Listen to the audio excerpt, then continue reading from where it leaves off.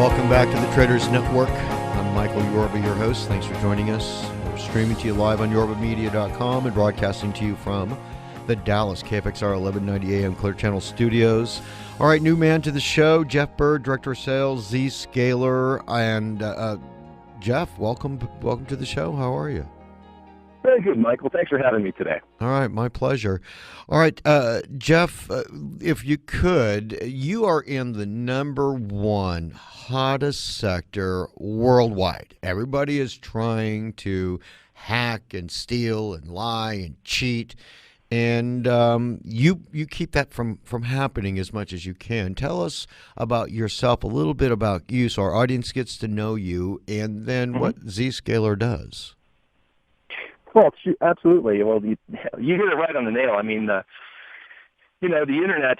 I mean, everybody comes in and out of the internet through a single pipe, and believe me when I say, there's hot, cold, and sewer water coming through the internet every day, and it's my company's job to make sure to deliver, clean hot water and clean cold water to the people who are supposed to have it, and to keep the sewer water out.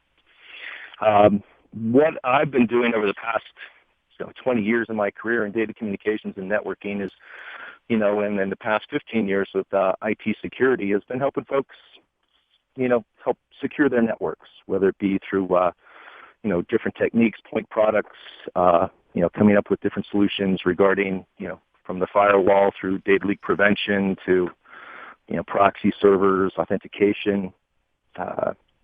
Worked for a number of organizations in the past, including Blue Coat, McAfee, Sophos, most recently before Zscaler. Yeah, looks to me from reading about your background, you've got quite the pedigree because some of your partners are major players. They're AT&T, Nike, Tektronix, Microsoft, Costco, Amazon, Starbucks. You're protecting all these people. Certainly Zscaler has over 4,500 customers. Okay, that gives the audience a scope of your company. Yeah, please. Oh yeah, I mean with Zscaler. We are the world's largest cloud security service out there on the planet. Nordstrom is a big deal down here in Dallas, and you are you protecting their numbers? I mean, their people. Right now, not with Zscaler. I've worked with them in the past as part of my bio goes. But I've had the opportunity most recently to listen to a wonderful presentation from the VP of IT from United Airlines, Mike Kenoff, who was recently at the RSA Security Conference in San Francisco, and he did a fantastic presentation about how Zscaler was able to protect 40,000 users basically coming up in one weekend, and his big metrics was 0 flight delays. That's a big deal. That's an airline. That's where the rubber meets the road. Yeah, zero. He really was very gracious with his time with me, and also from United's perspective, a phenomenal reference. Okay, well, so you've got 12 million users, 4,500 companies, 183 countries that you're doing business with, and 13 billion web transactions per day to keep track of.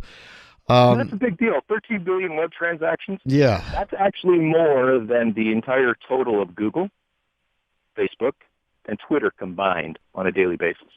Because when we get a company like a United, pretty much all of their web traffic goes through the Zscaler cloud for security processing.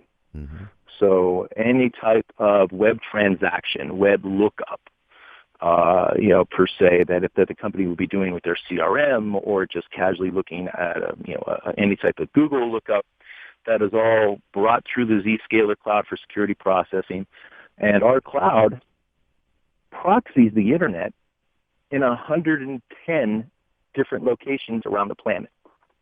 Nobody else comes close. So have you have partners like Akamai or? No, not really. I mean, Akamai is, what they do is a content distribution. Right. What we would do is if it's web traffic coming in and out of one of our customers, we would make sure that particular web traffic didn't have any bots.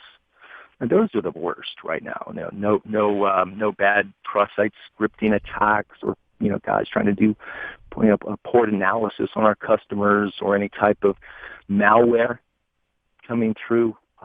We make sure that the traffic is clean, as I said before, that we take in the internet, which is nothing, all things good happen on the internet and all things bad happen on the internet. And we take that pipe and make sure that it's clean for our customers. Let's talk about the IT security technology, because there's something that you do that makes you, the company that you are. Can open that up for us a little bit, the separation here between you and the crowd.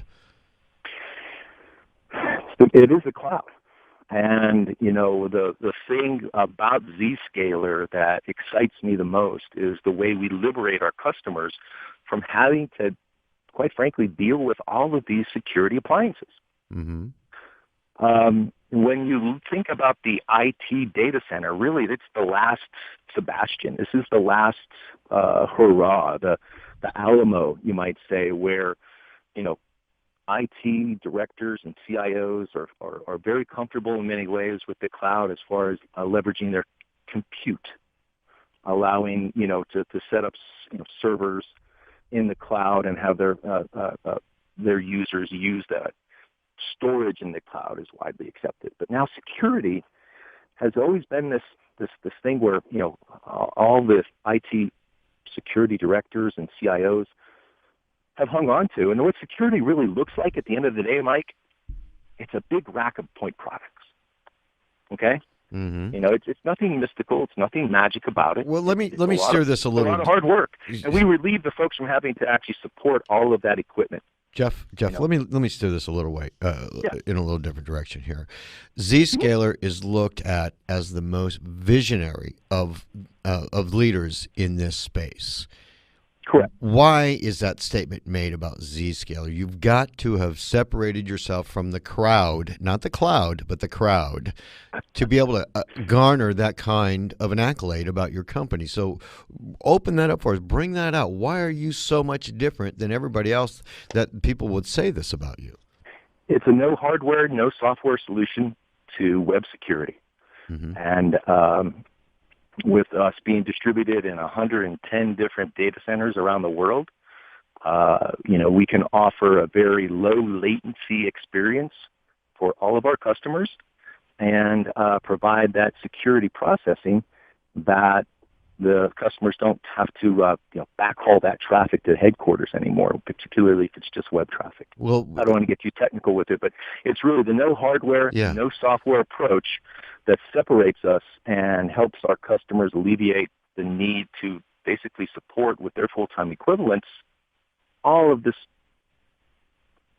hardware, whether it be at the data center, at the headquarters, or even a lot of folks will say worse, is distributing a lot of that hardware. So then now you have to support hardware all around the world or all around the country. And that becomes very capital intensive for folks. Yeah, I would think that would be very capital intensive on multiple levels. So you're able to actually have better margins for your company and thereby better pricing for your clients. Did I get that one right with what you guys were doing with this type of technology? Well, I think we you can harvest money, if you're a company, to pay for our service, because you can look at reduced full-time equivalent costs, because now they don't have to babysit the URL filter, the proxy server, the bot filter, the malware filter, the data leak prevention. I mean, all these different point products that are in that security rack.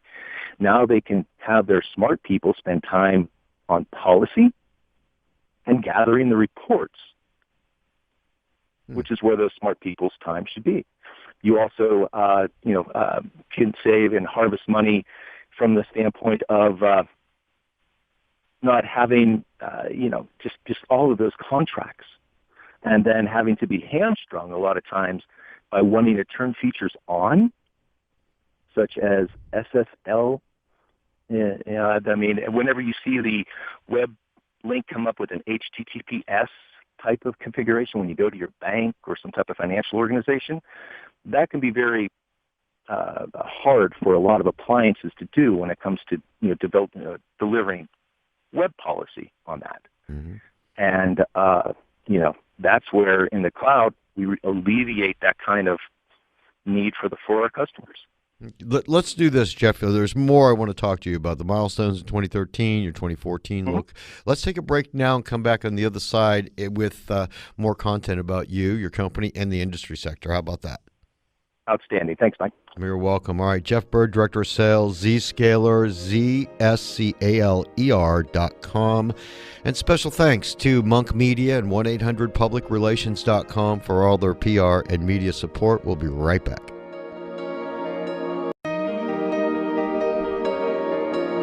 Welcome back to the Traders Network. I'm Michael Yorba, your host, coming to you live from the KFXR 1190 AM Clear Channel Dallas studios, streaming to you on our website, yorbamedia.com. On the show, I've got Jeff Bird, Director of Sales, Zscaler. All right, Jeff, welcome back to the segment. Appreciate that. You bet. All right. 2013, let's start this segment off with some of the milestones for the company so everybody can kind of get an idea of what you've accomplished recently. And then if you could, I'd really like to know what you see in the future. Well, really, as I see the future, I mean, it's just more about software as a service. It's more about web traffic. It's I sat through a presentation most recently this past fall with the former CIO of a Home Street Bank. It's an outfit here in the Pacific Northwest, and he was talking about how the role of a CIO has changed so dramatically over the past 10 years. Whereas, of the 150 applications, software applications that the bank was using, one, Mike, was one that they actually supported, where he had developers and programmers, where, he was saying, 10 years ago or more, he would have a fleet of folks supporting applications. This is the same type of thing where the future is going. I also had a chance to speak with Michael Cockrell, the CIO of the state of Washington, and he is just, the state of Washington is a cloud-first state. We look to the cloud first for a solution. We look to SaaS first, software as a solution, to help our agencies and the government folks. But that's where the future is going. And as you add more and more web traffic out there, that's where the boogeyman resides.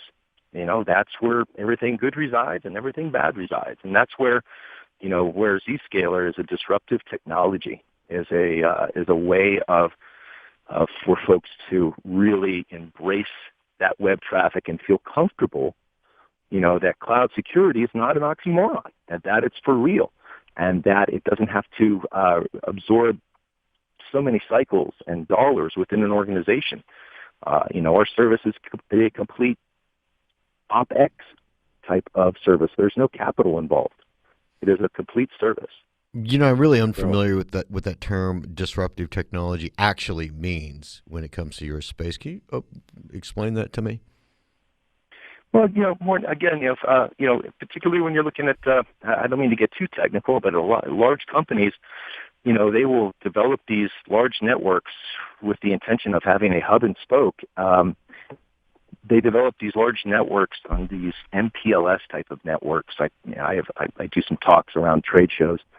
These, multi-protocol label switching networks were never really designed for web traffic. They're put out there for the company's 3270 applications that were on the frame relay network that are now on the MPLS network. I mean, the funky applications that an organization can never get rid of. They're for the voice type of applications that are very latency sensitive and deterministic when it comes to unified communications, and for ERP type of things. The advent of having all this web traffic now being, and these SaaS applications being mainstream, it's not that the internet is going enterprise. The internet has gone enterprise, Mike.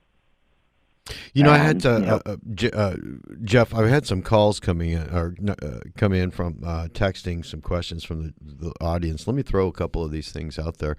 sure. One of our guests wanted to know, how big is the market? I mean, obviously everybody's really concerned about IT, but how big is the market in like dollars and cents? And what does an average company, or there is no average company, but what do companies spend to cure this issue?